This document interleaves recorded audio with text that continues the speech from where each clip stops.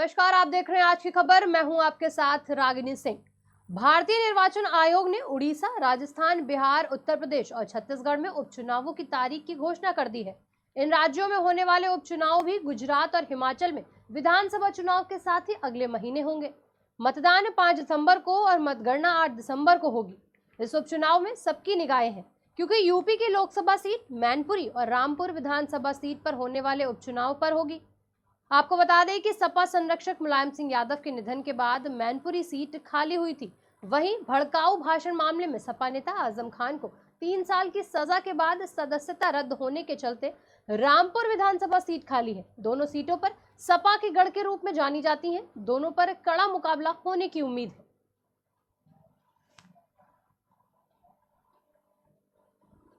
इस पर ज्यादा जानकारी देने के लिए हमारे साथ जुड़ रहे संवाददाता दिवाकर मिश्रा। दिवाकर, जो ये रामपुर और मैनपुरी की सीटें हैं, इलेक्शन कमीशन ने जो है चुनाव की घोषणा कर दी है। जी रागिनी, आज इलेक्शन कमीशन ने कई राज्यों के विधानसभा और मैनपुरी लोकसभा के उपचुनाव की घोषणा की है, लेकिन सबकी निगाहें मैनपुरी लोकसभा और रामपुर के सदर की विधानसभा सीट पर है, क्योंकि ये समाजवादी पार्टी के का गढ़ माना जाता है। आप बता दें कि मैनपुरी लोकसभा सीट सपा संरक्षक मुलायम सिंह यादव के निधन की वजह से खाली हुई है, जबकि रामपुर सीट भड़काऊ भाषण मामले में सपा के दिग्गज नेता आजम खान को जो 3 साल की सजा मिली है, उसके बाद उनकी वो सीट रिक्त घोषित की गई थी। इन दोनों पर ही लोगों की सबसे ज्यादा निगाह है। वजह यह है कि समाजवादी पार्टी मैनपुरी लोकसभा सीट पर पिछले बहुत सारे चुनाव से लगातार अपराजेय रही है। उसी तरह से रामपुर की सीट पर भी आजम खां को हरा पाना बहुत ही मुश्किल रहा है। आजम खां वहां से अपराजेय ही रहे हैं। अब इन दोनों सीट पर सपा और भाजपा का कड़ा मुकाबला होने की उम्मीद है। दोनों दलों ने इसकी भरपूर तैयारियां शुरू कर दी हैं और मुकाबला बहुत ही रोचक होने की उम्मीद है। आपको बता, आपने बोला कि सपा और भाजपा ने, क्या और कोई कैंडिडेट नहीं उतारेगा इसमें? जो कड़ा मुकाबला है सिर्फ सपा और भाजपा के बीच होगा? वजह उसकी यह है कि पिछले दो चुनाव से यही देखा जा रहा है कि भारतीय जनता पार्टी और सपा ही मुख्य राजनीतिक दल के रूप में प्रदेश की सत्ता में दिखाई पड़ रहे हैं। बसपा पिछले भी इलेक्शन में कहीं नहीं थी और वैसे भी आमतौर पे बसपा उपचुनाव से दूर रहती है।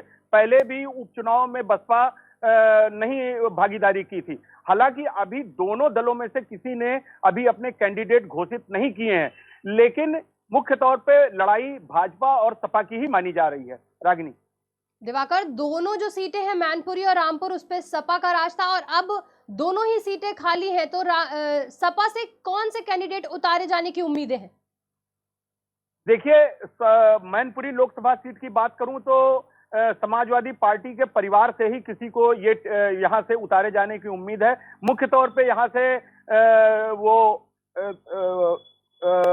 समाजवादी पार्टी के ओर से एक तो तेज प्रताप यादव, जो पहले भी इस सीट से चुनाव लड़ चुके हैं और जीत चुके हैं। दूसरा, वो उन्हीं के परिवार के पूर्व में वो सांसद को भी टिकट मिलने की उम्मीद है। जहां तक रामपुर विधानसभा की बात करें तो उसमें भी भले ही आजम खां चुनाव लड़ने से वंचित रह जाएं, लेकिन टिकट किसको मिलेगा ये भी लगभग यही तय है कि आजम खां ही तय करेंगे और उन्हीं के ही समर्थित कोई कैंडिडेट को यहां से समाजवादी पार्टी मैदान में उतारेगी। बात अगर सपा संरक्षक मुलायम सिंह यादव की हुई है, उनका निधन हो चुका है, उसके बाद अगर आपसी परिवार की बात करी जाए तो क्या शिवपाल यादव भी इसमें हिस्सेदार होंगे? शिवपाल यादव के लिए अभी यही कहा जा सकता है कि बहुत ज्यादा उम्मीद नहीं है कि शिवपाल यादव को यहां से मैदान में उतारा जाए। हालांकि शिवपाल यादव, सूत्रों ने यह भी बताया कि शिवपाल यादव चाहते हैं कि चूंकि वो अपने बड़े भाई मुलायम सिंह यादव को ही अपना राजनीतिक गुरु मानते हैं और वो चाहते भी हैं कि इस सीट से उन्हें उतारा जाए। लेकिन अभी ऐसा लग नहीं रहा है कि अखिलेश यादव शिवपाल यादव के नाम पर विचार भी कर रहे हैं, क्योंकि जो अभी तक की सूचना आ रही है कि समाजवादी पार्टी अपने किसी और कैंडिडेट को, चाहे वो भले ही परिवार से कोई अन्य सदस्य होगा, उसी को इस सीट से चुनाव में उतारेगी। दिवाकर, इलेक्शन कमीशन ने मतदान की डेट्स बता दी है, कब होगा मतदान, मतगणना कब होगी?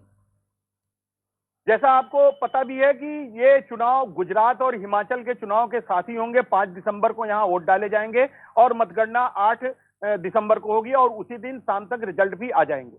रागिनी, जानकारी देने के लिए धन्यवाद दिवाकर। इस वक्त मतदान जो है, इलेक्शन कमीशन ने मतदान की डेट घोषित कर दी है। मतदान 5 दिसंबर को होंगे, मतगणना वहीं 8 दिसंबर को होगी। इस उपचुनाव में सबकी निगाहें बनी हुई हैं क्योंकि यूपी की लोकसभा सीट मैनपुरी और रामपुर विधानसभा सीट पर उपचुनाव होने हैं।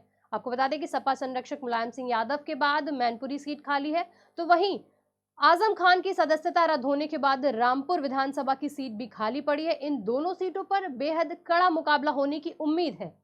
फिलहाल इस खबर में इतना ही। देखते रहिए आज की खबर।